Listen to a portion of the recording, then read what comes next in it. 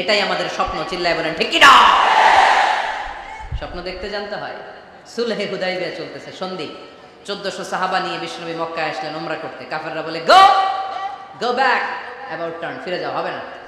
আল্লাহ রাসূল সাল্লাল্লাহু আলাইহি ওয়াসাল্লাম অনুরোধ করলেন, দাও না, উমরার নিয়ত করে এসেছি। ইজার আর রেদা পড়ে কাফেররা বলে না, আগামী বছর, এই বছর হবে না, চুক্তি করো। চুক্তির মধ্যে লেখা হলো মা খাবা আলাইহি মুহাম্মাদুর রাসূলুল্লাহ, ঠিক আছে চুক্তি 10 বছরের, মুহাম্মদ রাসূল সাল্লাল্লাহু আলাইহি ওয়াসাল্লামের পক্ষ থেকে চুক্তি। কাফেররা বলে না, আমরা তো তোমার রাসূলুল্লাহ মানি না, তোমার রাসূলুল্লাহ মানলে তো মা সাদাদনাকা আলা শাই, তোমার সাথে কোনো ঝগড়াই নেই, রাসূলুল্লাহ কাটো। সাহাবীরা তেড়ে উঠলেন। ওমরে ফারুক বলেন, মুখ সামলে কথা বল। সুহাইল ইবনে আমির, তোর জিহ্বাটা আমি টেনে ছেড়ে ফেলবো, সাবধান। আমার নবী শেষ রাসূল মুহাম্মদ রাসূলুল্লাহ কাটার ক্ষমতা কারো নাই, আমি ওমর বেঁচে থাকলে কেউ কাটতে পারবে না। বিষ্ণুই বললেন, ওমর সরে যাও।